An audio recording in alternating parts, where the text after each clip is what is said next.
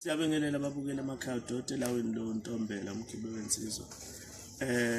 Nakho ngithanda ukuthi sike sikubheke singabantu. Singadlala abantu nawe ungavuma ukudlalwa ngabantu. Sibheke lento yokuthi umuntu akhamuse ukuthi uyathwasa unedlozi.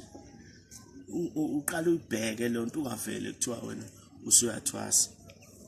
Ngoba uzoba isangoma esiphuphile esingasebenzi esingenzi lutho. Akubona bonke abantu ekufanele babe isangoma bakithi. Akubona bonke abantu.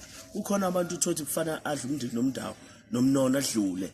Kube yilokho nje ukuthi ulungiselwe izinto kanjalo. Hayi ukuthi umuntu usedla umndeni nomndawo umnono usedla ukhambo olukhulu uyathwasa. Cha bakithi.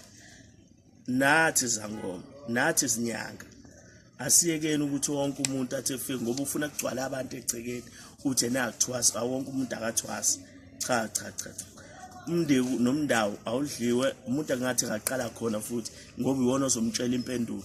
Uqhubekelana ungaphuphi lutho. Uqhubekelana ungakhonjiswa lutho edlozi lakini ukuthi fana uthwasa. Uzwelani ngomuntu atshela fana uthwasa ugijima uyothwasa. Kahleni bakithi. Hayi.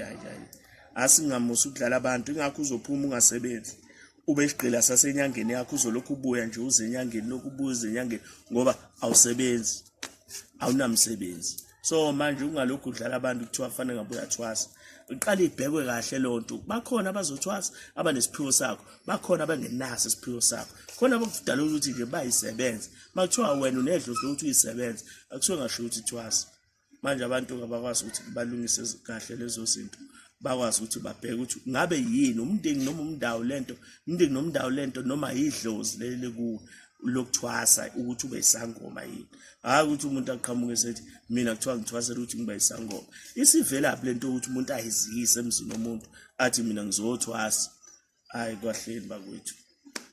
Cela nibheke kahle lonto uze izinto zenu zikwazi ukulunga ziye phambili. Ungazonela izinto, uzonela izinto wena nje. Ngiyabonga kakhulu.